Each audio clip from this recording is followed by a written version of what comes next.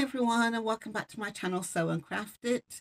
I hope you're all well and having a good day. I know it's been a while since I've last posted anything on here, but I'll explain what's been going on with me in another video, but it's good to be back.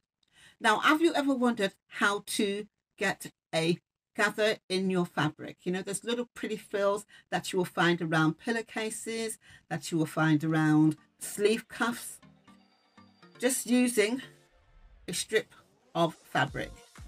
Well, stay tuned and I will take you through how you can create and get this result. So let's go to intro and get started.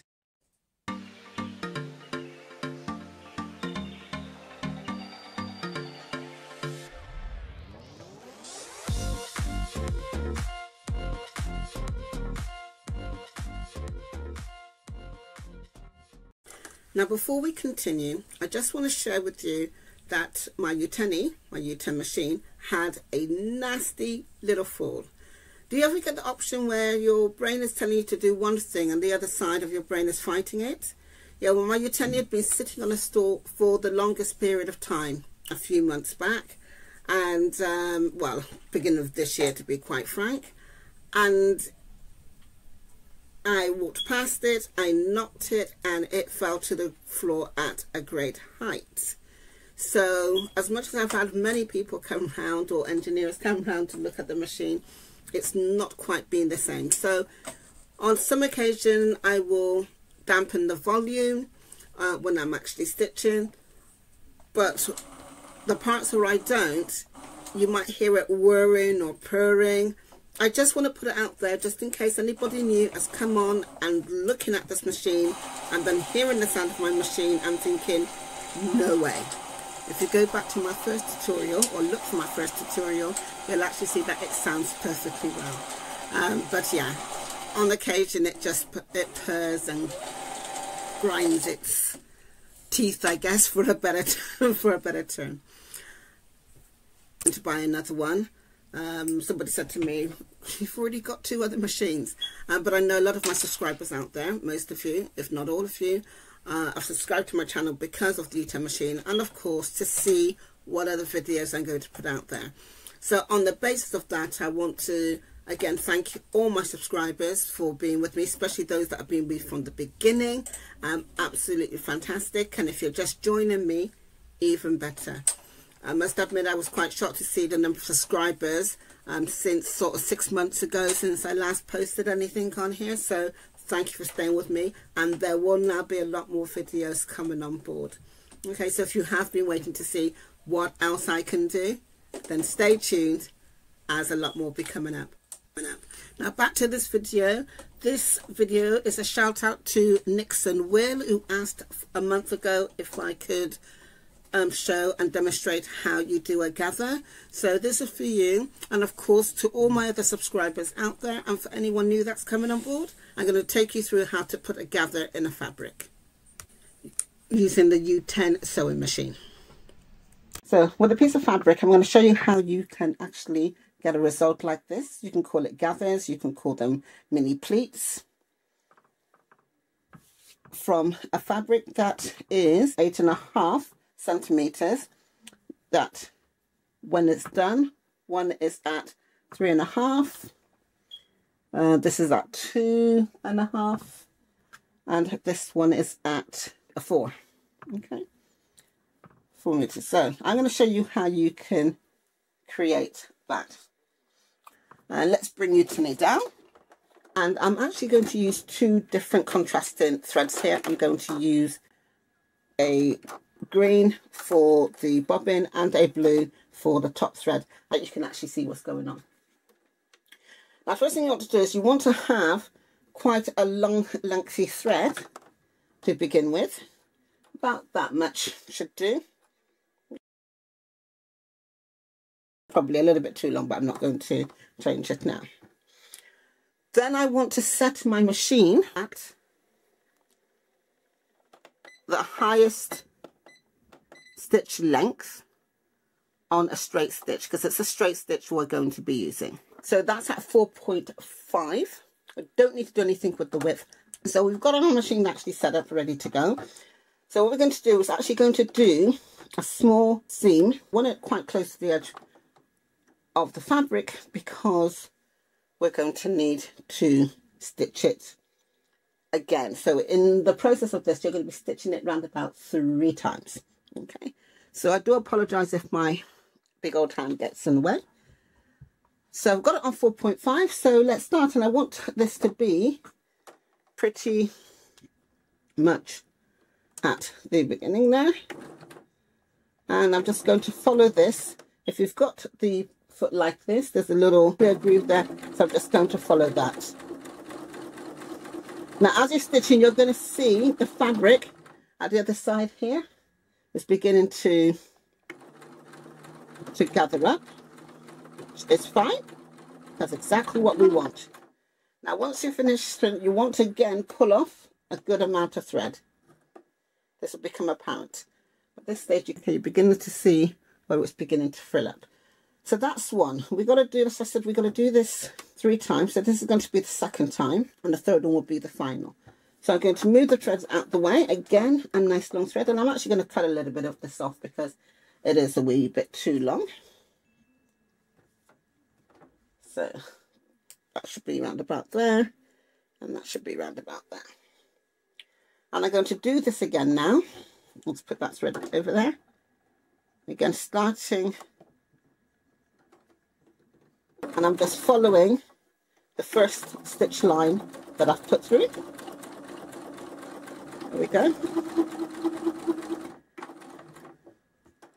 I think I told you guys that, or I've mentioned that, I think I just run out of bobbin just at the right time. I should have checked that beforehand. And before I change that out, I'm just going to, yes, I've completely run out of that. No worries, I will sort that in a second. Okay, so you can see here now, together here. Okay, looks pretty good at the moment. We've got 4 sections of thread here. We've got 2 for the top row that we did, and we've got 2 for the bottom row that we did. So I'm just going to place it out there.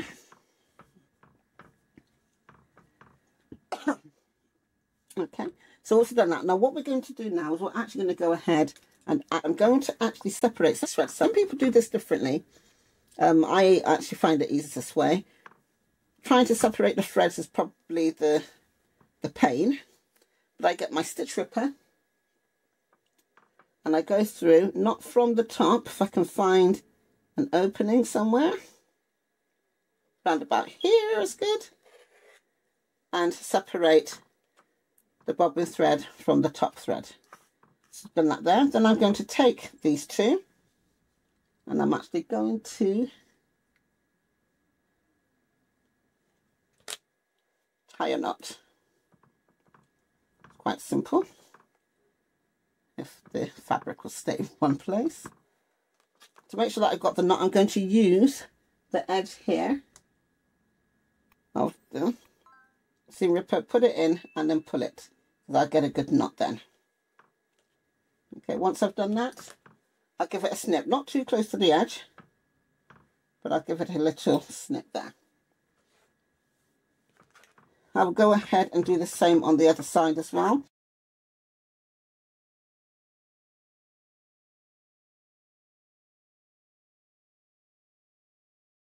So again, I'm splitting the top thread and the bobbin thread, and this one's a lot easier, it's not so closed up, and again splitting on the second row. You want the top thread, if I didn't say before, you want the top thread to be on the top of the fabric. Get this, I'm going to give it a tie, get my pin bit here, stick it in so that I can tie that knot off. Once that's done, that's fine. so that when I go to actually do this now, this is not going to pop off. So now that we've got that done, here goes the fun part. Okay, this is the part I'm pulling. So depending on where you want to start, whether you want to go left, you want to go right. Well, I'm right-handed, so I'm going to go right. And did I not pull this properly? No, I did not. That's fine. Just going to snip off a little bit more. So tying them off is that when you're actually pulling it, the stitches at the end of your fabric on either side are not going to come out. So let's start pulling. Okay, there we go. Can you see that? That is looking really good. And then I'm going to pull it all the way down, because I don't want it all the way at the top there. And again, I'm going to pull it all the way down. Let's just stick it down there. And I'm just pulling it with my fingers to the end. Can you see there? It's actually gathering up at the end. Now you do this for how much you want it to. Okay. So if you wanted it that much, then that's your gather that you've got for that amount that you need. If I hold it at the back of my hands. Okay, you can actually see that there. Looks really, really great. Now, do you understand now why I said you need to make sure you've got a long piece of thread? Okay, because it was longer than this, and that's how much is left of it. Whereas this side, you've got a lot more. So depending on how you want to pull it.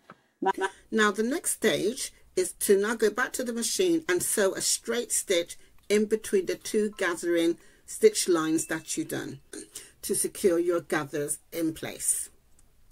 But what I'm going to do is show you if you want to attach another fabric that's not gathered to your gathered piece of fabric. I'm going to show you how to do that. Okay, a little bit of a bonus tip here for you. I'm going to measure up my frill against this fabric. You can pull from this side as well, so don't feel that it just has to be one side. You can pull from this side as well. Just going to pull a little bit more so I get right at the end of this.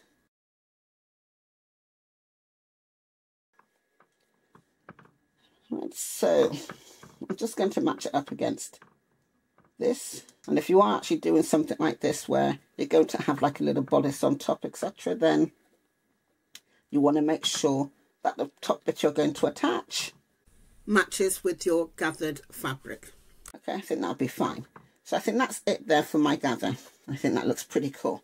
Now I'm going to cut some of this thread down a little bit so that it doesn't get tangled. And I've just remembered I need to change the bobbin thread. So give me 2 seconds and I will be back once I've changed the bobbin. Okay, I'm back. So the bobbin thread is now black. Right. So getting back to this. So once we've actually done this, what we're going to do now is in between the two rows. Okay. At this stage, it's good to have, I've got a broken picker that I use to help me guide through. Now, the important thing with this now is that you go back to your normal stitch. So again, as a bonus tip, I just press the letter mode A once, and I press it a second time, and it will default back to the 2.5 in stitch length and 3.5 in width. Just remember, with a straight stitch, you don't really need to bother about the width, because the width would actually move your needle. So I've got all of that there, and you can place how you want your gatherings to be. And now we go ahead and stitch. And at this stage, you would actually put a reverse stitch, but I'm not going to do that. Not really warranted. I'm not exactly making something from this.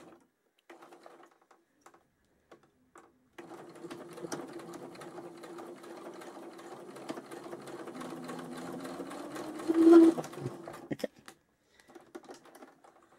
And there we go.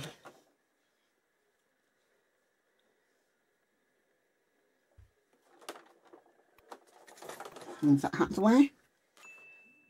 And there we are. Okay, you've got your first little piece of gather.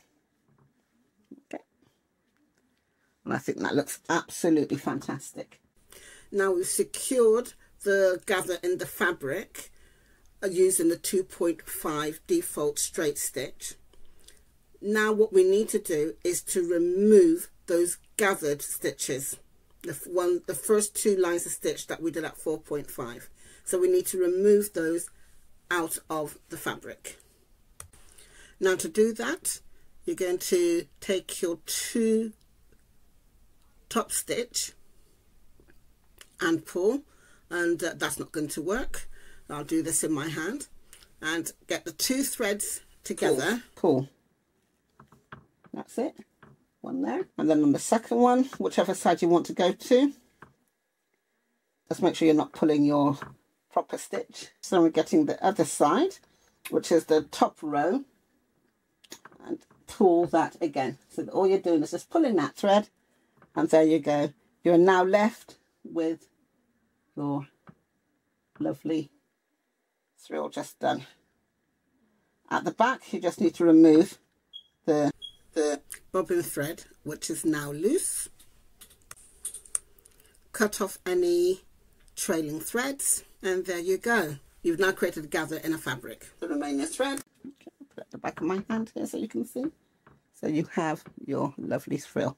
So I said if you wanted to turn around and actually put a bodice type on top of it, you would do with another piece. I've cut this out, and you saw me measure this earlier on.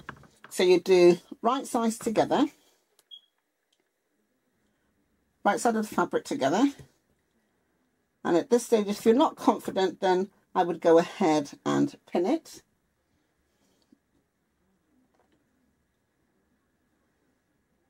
I have a pin. I'm just trying to make this as even as possible. So we've got a pin here.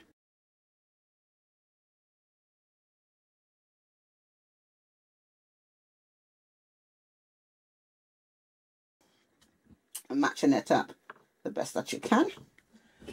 Bring back your tenny,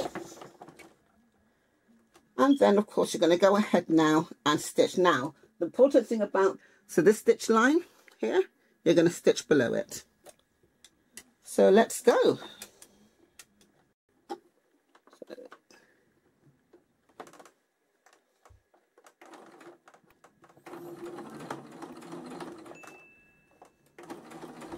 So far my machine doesn't seem to have made a cranky noise like it normally does. Not its fault. After being sadly, you know, thrown, kicked off a stool by accident, literally. Okay,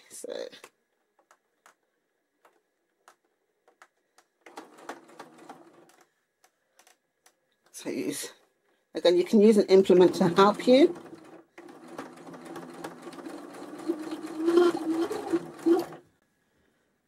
Beginning to wear a bit there, but that's fine. Pop this back up, trim off all the threads here. Remember to do a reverse lock stitch on either end of your fabric. I didn't do it here because this is just the demo I'm doing for you. And there you go, guys, that's it. That is how you create a gather in a fabric, and I think that looks really good, even just as a sample. Now you can actually do gathers on sleeves, on the shoulder pads of a sleeve. It's endless to what you can actually do with this. Now on the back you can actually see there are 2 lines of stitching, but that is okay. You do not need to remove any of them. And at the front here you can see that you can't see any of those stitch lines at all, which is really great. I'm just going to turn it over just to reduce the bulk at the back where the seam is. Just get my ruler and my rotary cutter, line this up, just take that off a little bit, and that's it. You've reduced the bulk at the back, and guys, that's how you create a gather in a fabric. I hope this has been beneficial to you. If you like what you've seen, then why not go ahead and leave a comment? If you want to see more, then don't forget to subscribe and click the bell notification. Thanks for tuning in and watching. Stay safe, and I'll see you in my next video.